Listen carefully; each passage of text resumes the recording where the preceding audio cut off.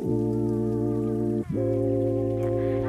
さんこんにちは。トラベルコンシェルジュのともかです。今回は前回の動画でご紹介した後編になります。前回の動画ではどちらかというとおすすめの旅行先情報が多かったのですが、今回は少しまた違った質問内容なので、ぜひ最後までご視聴いただけたら嬉しいです。それでは後編もお楽しみください。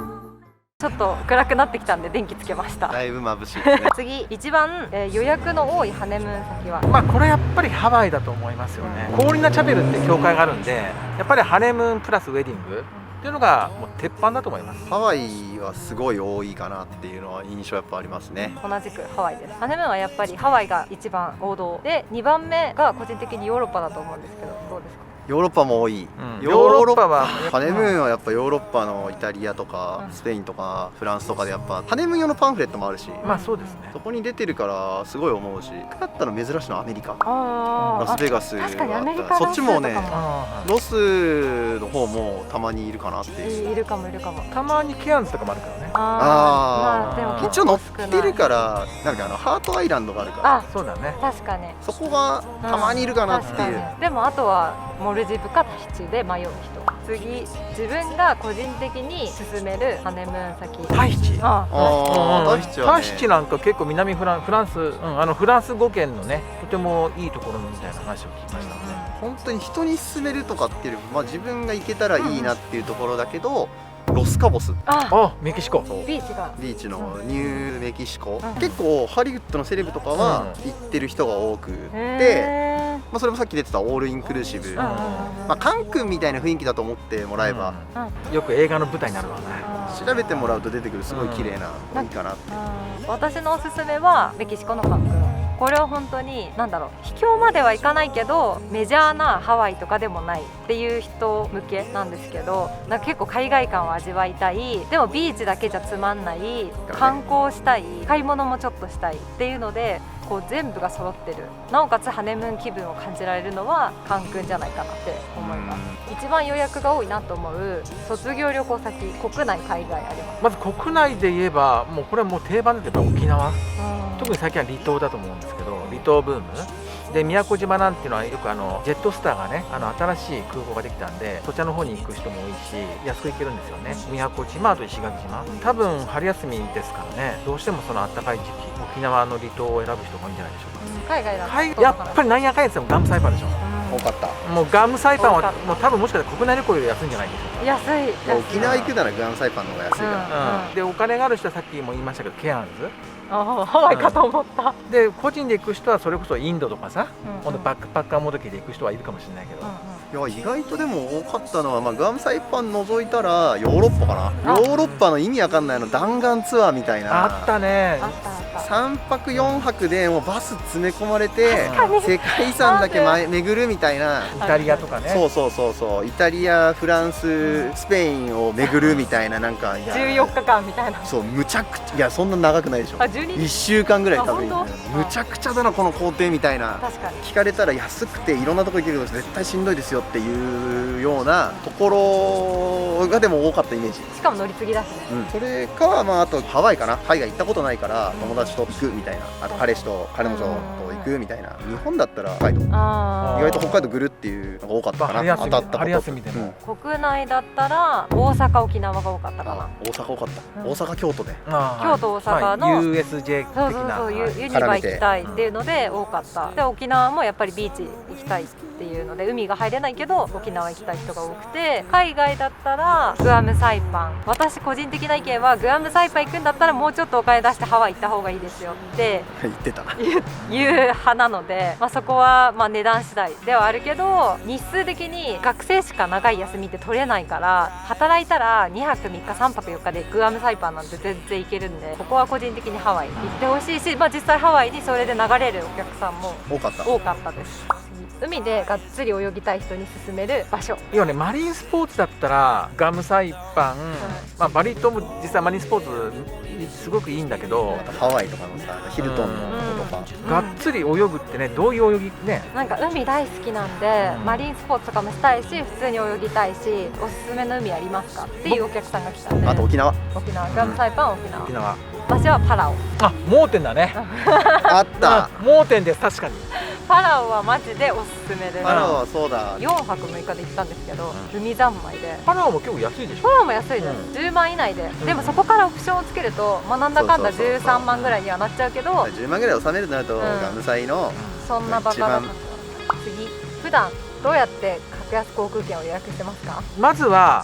早割りの日にちを決めて、今はほとんどウェブなんで、例えば10時の発売だったら、まずデスクトップのパソコンと自分のスマホで同時にボタンを押して引っかかればいいですよね。それで僕って1回だけ大当たりしたのが台湾、その時870円かな、10円、燃油サーチャージ除いてね。燃油のが高いやん。確かに。それはその公式のホームページをチェックしてる。別に旅行サイトではない。トラベルコちゃん、トラベルコちゃんでこう検索してくるとなんか出るんですよね。じゃあ何月何日の10時発売、これも冗談でやってたんですよ。パンポンってでね、ダメだろうなと思ったら870円で。まあじゃあ常に情報はそういうトラベルコちゃんとかでチェックしてスタンバって。もうメールマガジンで来るから。あ、メールマガジンで来るように設定してる。メールマガジンで久しぶりに聞いたけど、自分的には1ヶ月前には希望を絶対出すから、予定行く時なんてその前から分かってるから、多分ホームページ見てとかかな、国によって。格安航空券取る方法は、店頭に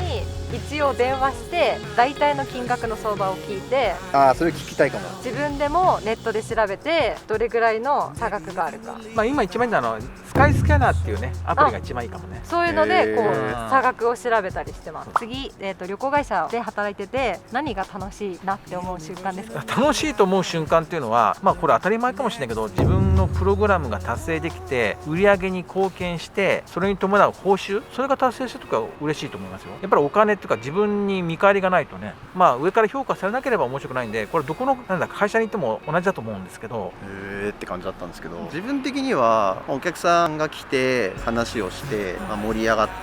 旅行に行って帰ってきましたって時に、たまに来てくれる、いやすごい良かったですって言ってくれたのは個人的にはやりがいにつながるかな。自分が旅行好きだからパンフレット見てるだけでも楽しいってのは正直あるけど、楽しい瞬間はそこかな。楽しいと思う瞬間、お客さんと一緒に旅行のプランを組んでる時。楽しい。なんか自分も一緒に行ってる気分になるから、こういろいろ聞き出して何したい、どこ行きたい、何食べたいとか考えてて、もちろん自分も働いてはいるけどプロフェッショナルとはいえ何でも知ってるわけではないから、一緒に調べて一緒に作ってって、お客さんがすごい 100% 納得してくれるプランで行ってくれたら自分も楽しいって思う。それは間違いない。次、旅行会社のやりがいとは何ですか？自分にダイレクト来る喜びっていうのは残念ながら今ないんですよね。そこがもしかしたら僕の悩みかもしれないけど、やりがいはやっぱそこ、さっき話したのと一緒かな。楽しさとやりがいは一緒かなっていうのを。やりがい、一回自分が手配したお客さんとかでまたお願いしますってリピーターになって来てくれた時はすごいやりがい感じるなって思います。やっぱりいろんなスタッフとかいろんな店舗がある中でまた自分のところに戻ってきてくれるのはすごい嬉しいなって思います。次、どういう時に辞めたいなって思いました？ちなみに僕はね、旅行会社入った最初の日に辞めたくなりました。やっぱりね、この業界で 3K って言われてるんですけど、とにかくきつかったですね。まずもう夜、初日から僕残業して、多分夜ね、確かね11時ぐらいに帰ったんですよ。それもほとんど雑務、それこそ本当トイレ掃除までしましたからね。だからね、その状況っていうのはずっと変わってないので、辞めたいっていう気持ちは多分ねみんな持ってると思うんですけど、結局絶対時代でしょ。確かに時代もある。でもね、辞めたいっつってもこういう風に仲間ができてくると、みんなで頑張っていこうっていう気持ちが生まれてくると、なんかね家族みたいになってくるんですよ。その中で助け合っていくと、辞めたいって気持ちが続けてよかったなっていう風になるので、辞めたいっていう気持ちが普通だと思ってやってもらえばいいんじゃないかなと思ってますけど。なるほど、いいアドバイスになればいいです。悲しいな。仲間を見つけて一緒に頑張ってということですか？それが前提で頑張ればいいんじゃないかな。辞めたくなった時、ボーナスが低いので、周りのねいろんな業種の人とかの友達だったりとかがボーナスいくら出たっていう話してる時に、少ない時は何やってんだろうなっていう、さっきねトムが言ってたみたいに残業も多かったりすることもあるから、割に合ってないなって、給料低いなっていうのが思う瞬間。私も全く一緒で、辞めたくなった時はもう夜遅く終電ぐらいまで働いてるのに給料がめちゃくちゃ安くて手取り20万もいかないのが普通だった時、マジで辞めたいなって。行ったことないんだけどっていうか行ったことないんだよ多分。よっぽど残業しないとね。でなんか本当に終電近くまで残業を毎日してて11時で早いねって言ってたぐらいの時でさえも20もらえてなかったから、やっぱり旅行会社の仕事って夢をお金で買う仕事かなってちょっと思うから、そこを踏まえて働くのはいいけど、正直そういう瞬間はやめたいなって思った。めっちゃ思う。はい、今の時代副業しても大丈夫だから。あと今はね、いろんなコンプライアンスがあるからね、時短とかもあるし、なので、そこはねうまく自分のいい働き方を見つけてくれればと思います。次、これね多分よくあるんですけど、おすすめの旅行先とか場所、お店とかを聞かれた時に、自分が行ったことない場所だったらどうやって対応しますか？そういう時はどうおですか？店だよね。お店というか、例えば観光地も含めて、私どこどこ行きたいんですけど、例えばヨーロッパ、フランス行きたいですで来た時、行ったことない場合はどういう風に対応しますか？ショップに関しては、新しいものしか案内しません。むしろ。なるほど、いいだからはっきり言って安直なんだけど、で古いものってさ、もう分かんないし、新しいものって一番多分誰も知らないじゃない。現地の人が教えてくれるんだから。じゃあやっぱり現地の人から聞く最新情報をお客さんにも提供して、自分は行ったことないけど分かるよっていう。やっぱりなんか共感できるじゃん。なるほど。行ったことないとことか聞かれたら、とりあえずどこどこですねって言って、名前なんだっけなって言いながらインターネットでそのところを調べますね。それをやって、自分が本当に知ってる観光地があれば、そことかは有名ですよねっていう話をするし、知らなかったら細かいところは分かんないんでちょっと見ていろいろ調べてみますねって正直に。私も行ったことないところはまだ全然あるので、行ったことある人、行ったことある先輩後輩に話を聞きに行くか、それでもいなかったらやっぱり自分もネットとかで調べて情報を提供するかな。なんか知ったかぶりして偉そうにはちょっとできないから、あとは自分なりに YouTube とか最新で上げてる人たちの情報をネットで探して、こういうのありましたって次来た時とかに紹介して案内するとか。食事だったらその地域で有名なものを伝える。あー、店は伝えない。そうそう、そっちの方がいい。例えば信州とかだったらおやき有名です。お店は伝えない。店は伝えない。だから人の好みの味があると思うんでって言って。だだからガムだとチャモロビレッジの市場あるよとか、それぐらいだったらいいかなとかね。どこどこの何々が美味しいはよっぽど自分が行ったことあるとこじゃないとやっぱり言えないもん。でなくなってる可能性もあるしね。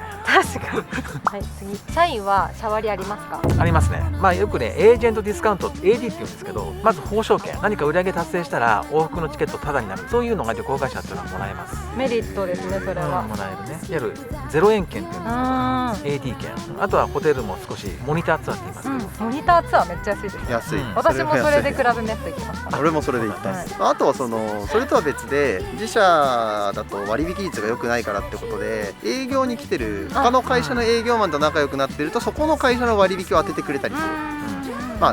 自分の会社通さないで予約をして、あと名刺を持ってたら旅行の施設に出したらタダで入れたりね。プランでタダで入れたりとか。日本だったらほぼそうなので、そこは本当に激アツなんで、旅行会社に入る一つのメリットかなって。そうだね。観光施設は旅行会社で働くメリットとデメリット、これが最後の質問です。でデメリットっていうのは今多様化になってるので、給料はますます多分低くなります。だからさっきおっしゃったけど、副業とか例えば旅行会社だけに専念するんじゃなくて、そういう SNS を使った自分の発信とかもやっていかなければいけないような多分時代になるんじゃないかなと思ってますね。メリットはね、今後カウンターとかが減っていくから、さっき言ったような相談ベースのやつが楽しいとかそういうのは減っていくから何とも言えないけど、休みが取りやすくてどっかに行きやすいっていうのはメリットかなっていうところかな。デメリットはとにかく給料が安い、そこに尽きるっていうところですね。私のメリットは本当に休みがとにかく取りやすくて、年にマックス海外6回とか行けてたぐらい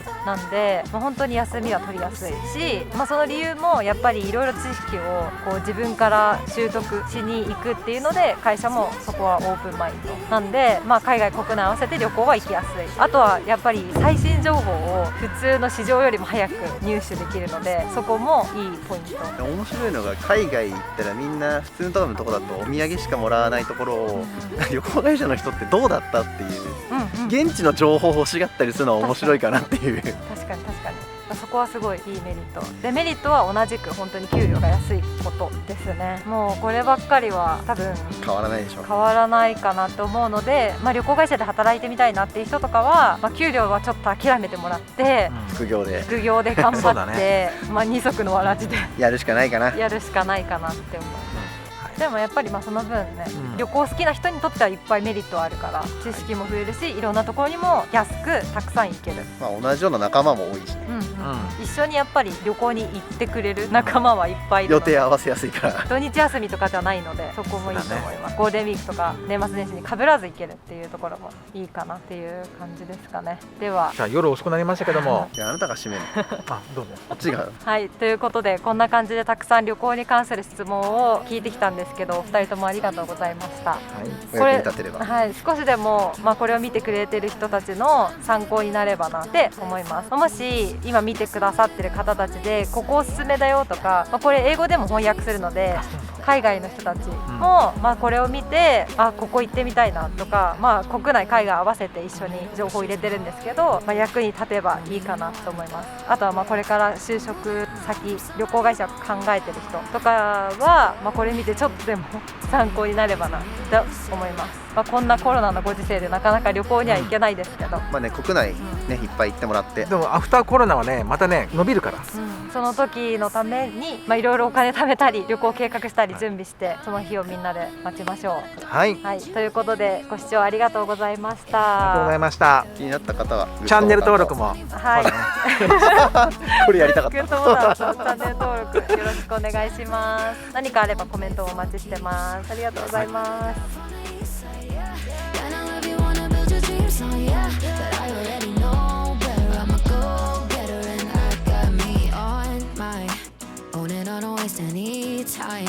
Chasing a ghost who don't try. I'm top of the shelf.